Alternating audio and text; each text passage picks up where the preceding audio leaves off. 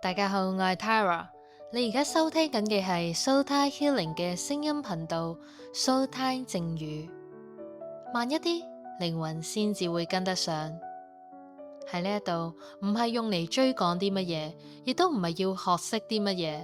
呢一度係一個俾你返嚟聽見自己嘅地方。喺呢一段聲音入邊，你只係需要靜靜咁樣停落嚟。每一日，我哋都會聽到好多嘅聲音，工作嘅指示，人際間嘅話語，腦袋入邊嘅念頭，社會嘅標準。但冇試過你坐低靜一靜，問下自己，我聽到嘅聲係咪真係屬於我自己呢？呢一個頻道並唔係資訊導向，亦都唔係教授靈性知識，而係一個俾你體驗聆聽自己內在嘅地方。Soul Time Healing 靈語回岸，呢一個名係來自一種內在嘅畫面。當你漂流咗好耐，有一把聲同你講，你可以選擇停泊喺岸邊休息啦。咁有幾好呢？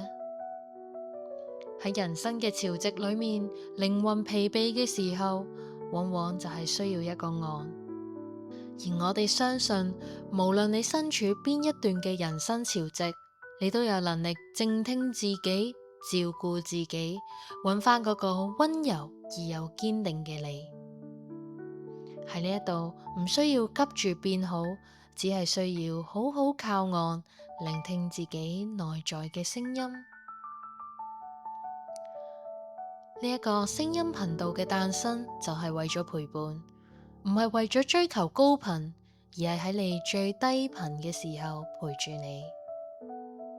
如果你曾經都覺得自己唔夠好，經常懷疑自己係咪太敏感、太攰，甚或至唔明白自己點解會嚟咗地球，咁我想同你講，呢一度正正就係你可以停低休息嘅地方。請你相信，你都有能力靜聽自己，照顧自己，揾翻嗰個溫柔而又堅定嘅靈魂。初次認識，我都想同大家簡單介紹下 Soul Time Healing 可以提供到啲咩服務俾大家。除咗用聲音、文字同能量支援大家，我哋亦都有4項主要嘅療癒服務。1. 領航者塔羅，呢一套直覺塔羅牌，唔單止係預言未來，更加係透過提問，聽見而家呢一刻靈魂想同你講嘅說話。第2，催眠治療，協助你進入潛意識，同你內在最深嘅聲音重聚。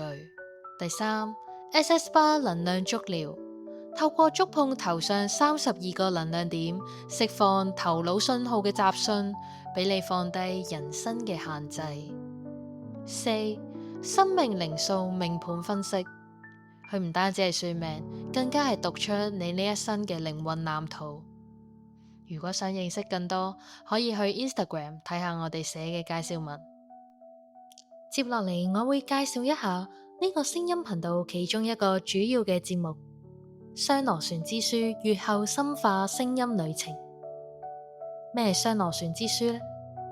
今個星期日5月11號開始，我會一連24個星期喺 Instagram、Facebook 同埋 Patreon 發佈一套來自靈魂同地球嘅書，雙螺旋之書2道覺醒軌跡，一條帶你返去靈魂嘅源頭，一條揭開地球被隱藏嘅真相。每一次我都會分享對應嘅篇章，唔單止有文字，亦有 podcast 嘅聲音回顧。每一集嘅 podcast 都會對應書中嘅其中一章，令到你唔單止用眼睛去閱讀，更加喺靈魂入邊聽得見。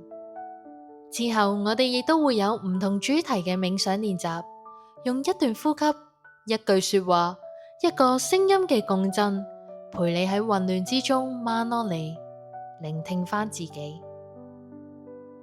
我知道喺呢個世界要慢落嚟係需要勇氣，但我都想你知道，你唔使準備好先至可以停低。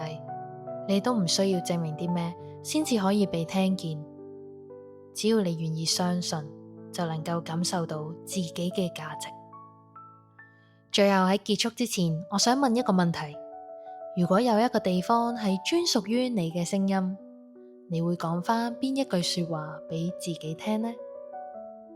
你啱啱收聽嘅係蘇胎靜語，慢一啲，靈魂先至會跟得上。下一次我會喺聲音入邊等你。